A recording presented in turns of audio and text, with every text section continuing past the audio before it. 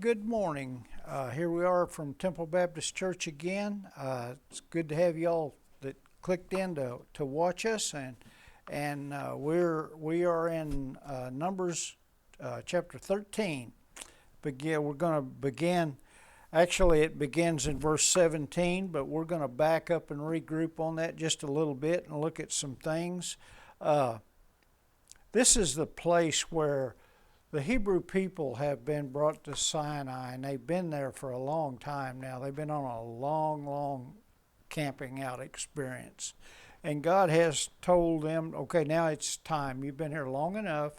It's time to move up. And so they loaded up and they moved up to north, kind of northwest, to a place called Kadesh Barnea. And they made camp there, and they're getting ready to go look at the Holy Land, to go look at Canaan land, the land that God has promised them, which brings up a really good point. Back in the book of Exodus, chapter 3, verse 8, we need to see this because it sets the scene for what's going to come later. And God has talked to Moses here, and he says, and this is verse 8, Exodus chapter 3, verse 8, and he says, "And I am come down to deliver them out of the hand of the Egyptians, and to bring them up out of the land this is the key part, unto a good land, and a large, and unto a land flowing with milk and honey."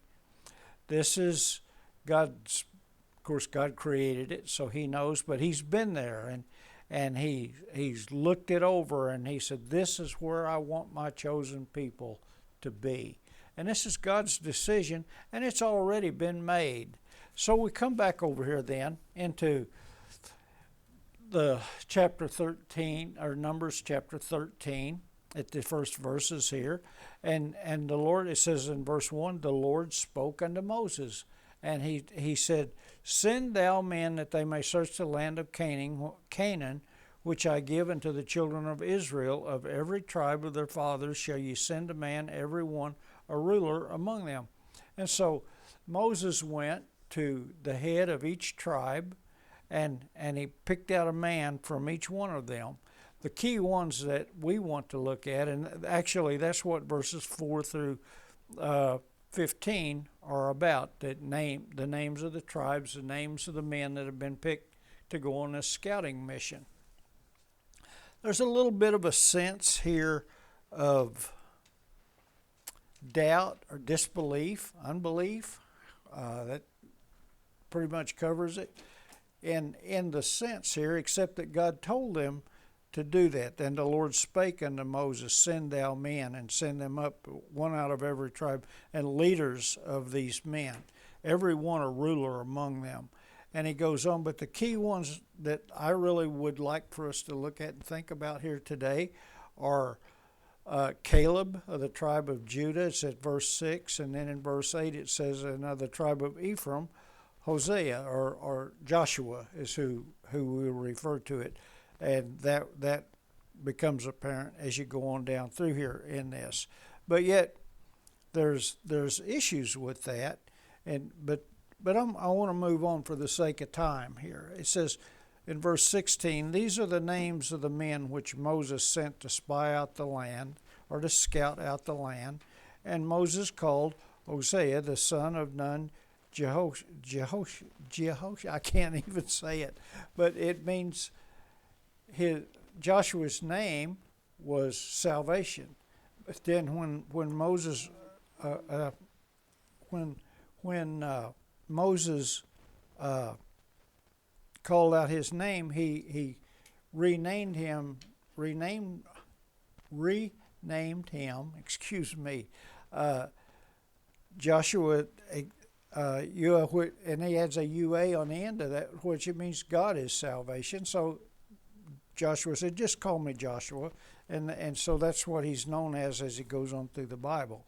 But anyway, and it says this is where the lesson actually starts. It says, "And Moses sent them to spy out the land of Canaan, and said unto them, Get you up this way southward, or from the south they were in the very southern part of the wilderness area there, and they were at this oasis there at Kadesh Barnea. And he said, from here, this is the south, and you'll go northward and get them up this way southward and go up into the mountain. And I believe he's talking about Mount Hor that was there, Hor, and see the land, what it is, and the people that dwelleth therein, whether they be strong or weak, few or many. And the thing there is they had to know something about the land. They had God's promise that it was given to them, but they had to know a little bit about what was there. They had God's word that it was flowing with milk and honey, but there was a little bit of, I don't know, we better go look this thing over instead of trusting. And so that was the beginning of their, that was the beginning of their 40 years wandering in the wilderness. But we got a little ways to go here before that. But anyway, and he said, and what the land is that they dwell in, whether it be good or bad, and what cities they be that they dwell in, whether in tents or in strongholds. And some of your interpretations might say walled cities and that. And it said, we need to know about these things because they were not near as advanced militarily as the people that they were going to have to deal with. And they need to see that. And that's just kind of the mark of being a good leader, that you send scouts in and reconnaissance out to find out what's going on in these areas that that you have to go to. But this was what they had to do. And so we have already talked about Exodus 3:8, that it was given to him. But Moses then asked about these cities. Were they fortified? A good point to bring out in that they'd never faced this kind of warfare before. They've not, everything's been out in the open, and the issues that God has fought for them and everything that they've had to do. And they've really never had to be a fighting army before. And so they had to know about these types of things. And he tells them there, be of good courage and don't be afraid of what's going on.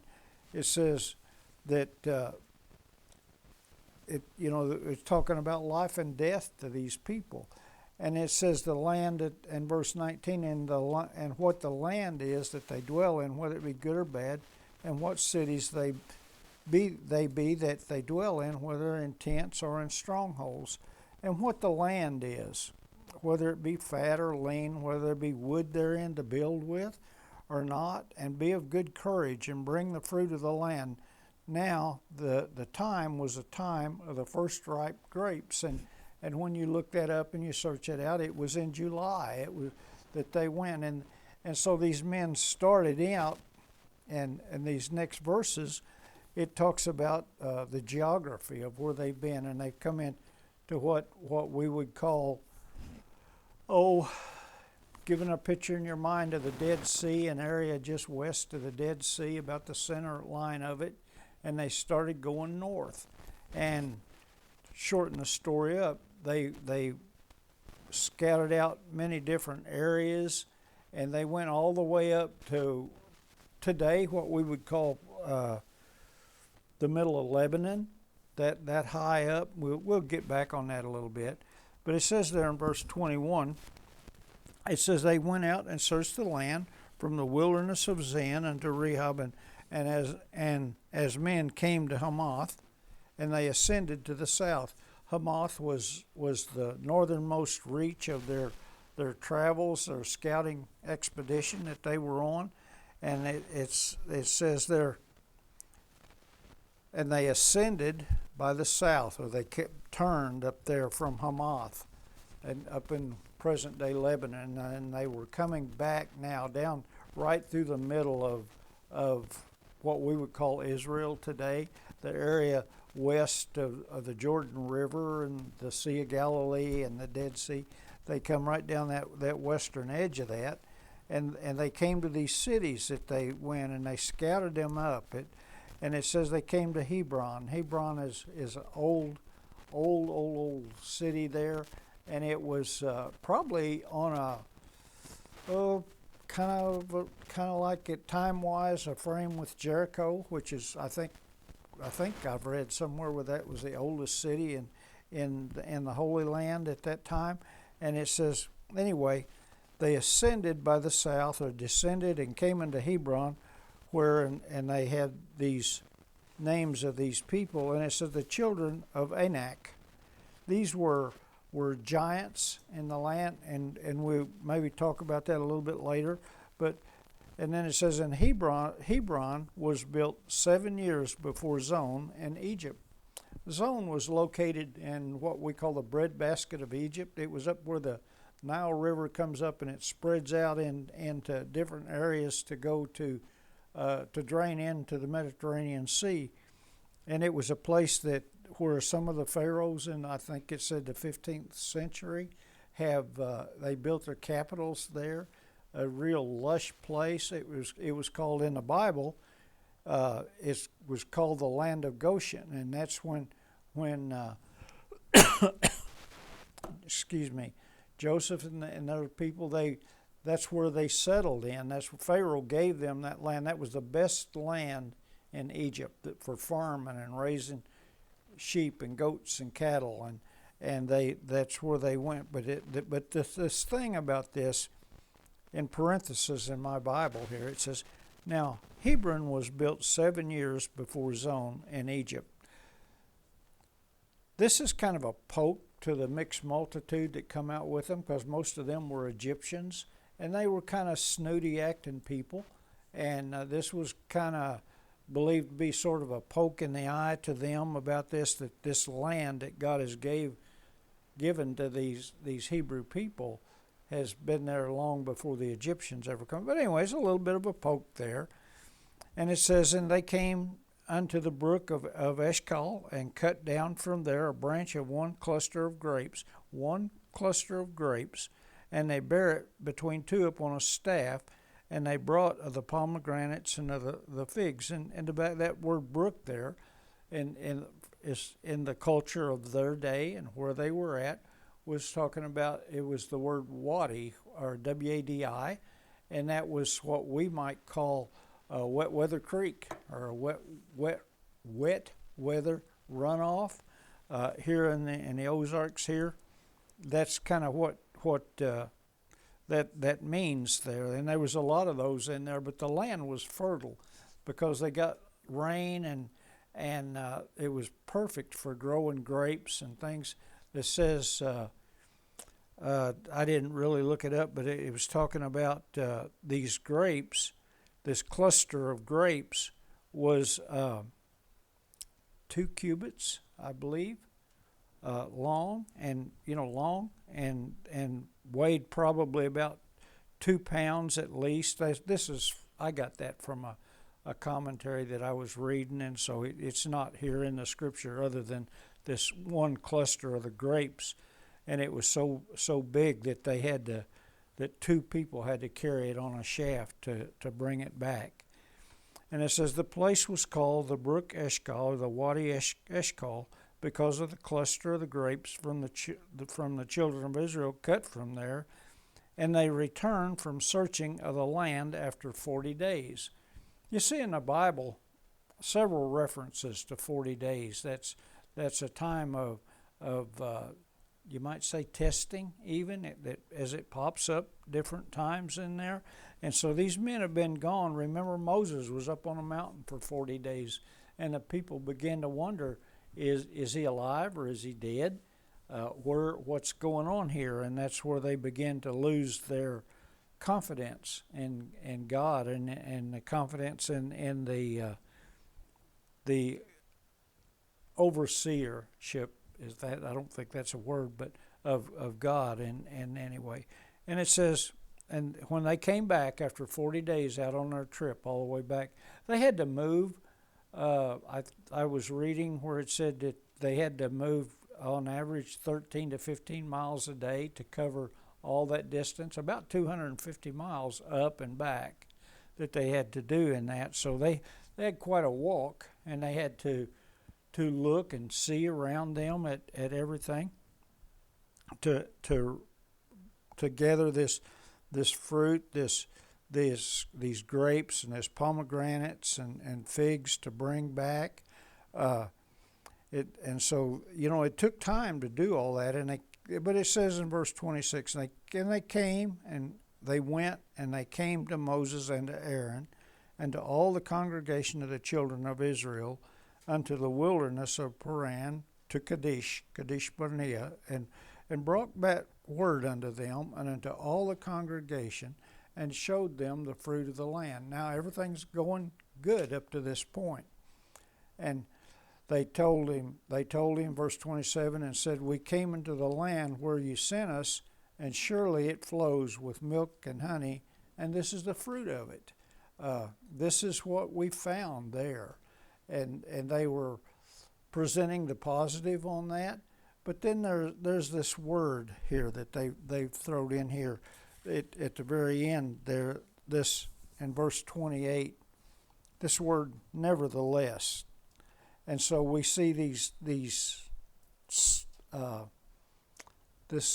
aura of we can't do this mindset of we can't do this in here, because they've seen all that God has promised them. They've seen it up there. God never promises to give us the world. He's true and he's faithful to his promises, but he never said that everything would just be given to us, that we would not have tribulation, that we would not have times of turmoil. And that's, they've seen that there's going to be some work involved in this. It's not just going to be go up there and just start getting everything, all the blessings of God, that they're going to have to do a little bit of work in this. And it says there, nevertheless, the people are strong that dwell in the land, and the cities are walled. Remember we said that a while ago that yes, they've never had to deal with this before, with these walled cities. They might have had walls on them, according to what I was reading about this, from 30 to 50 foot high and maybe 15 foot deep around their cities. And they that looked like a big deal to them, and at that time, and it says, and they were very great. That means they were powerful and strong. And they said, besides that, we saw the children of Anak there, or giants in the land. In Genesis 6:4, where it talks about that, it says that they were Genesis 6:4 it says they were giants in the earth in those days. And so we say that, and that's what these people were. And then it goes there in verse 29, it says the Amalekites, I'm hurrying this up because I want to get down here for the last two verses. The Amalekites dwell in the land of the south, and the Hittites and the Jebusites and the Amorites dwell in the mountains.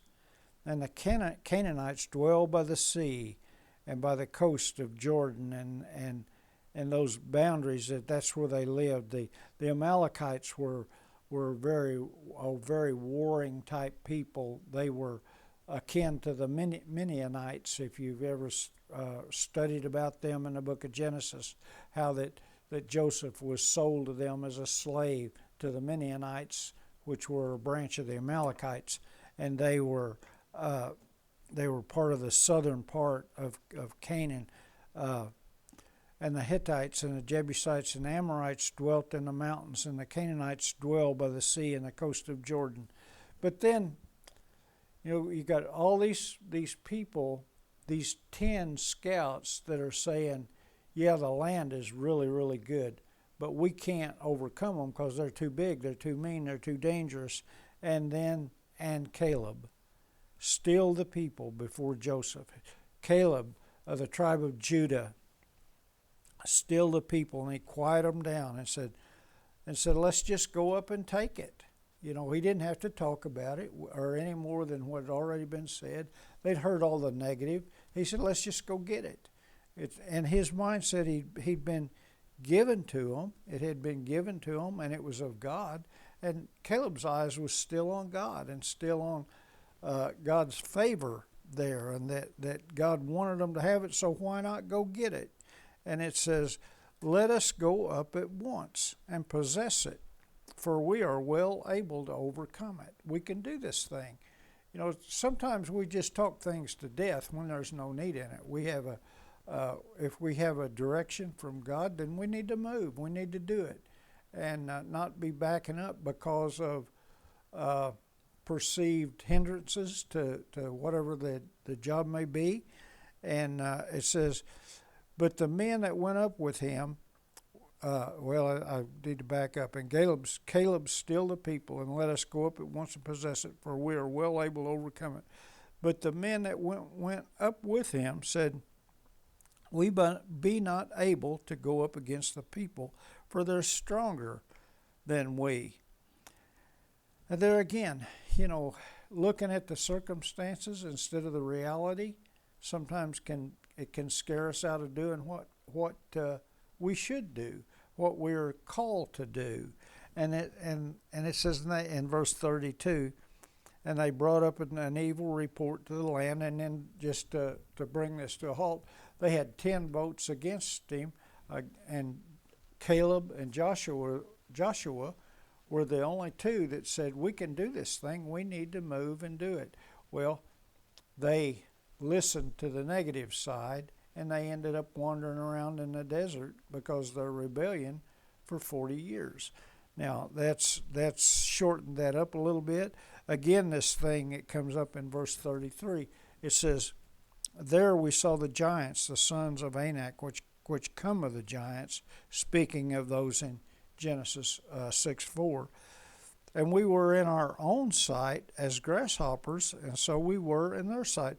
Well, that's how we looked at ourselves, and when they saw us, that's all they saw, as puny little, not as obstacles. They didn't see us as an obstacle, and that negative connotation went to them as well. They forgot in this who God was and who their God was. That's scary that we could get like that and do like that. So we need to. The bottom line on this is we need to keep our eyes on the Lord and know that He is God. He's sovereign. We're not. But when we are in His favor, then the things that He assigns for us to do are there, and we can do them. And so anyway, I'm going to close on that.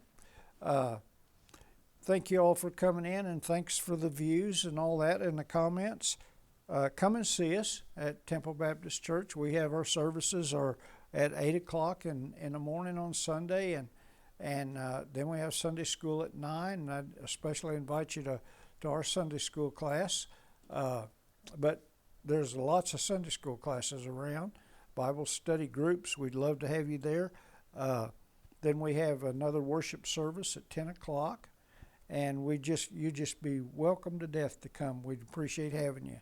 So have a good day. Talk to you later.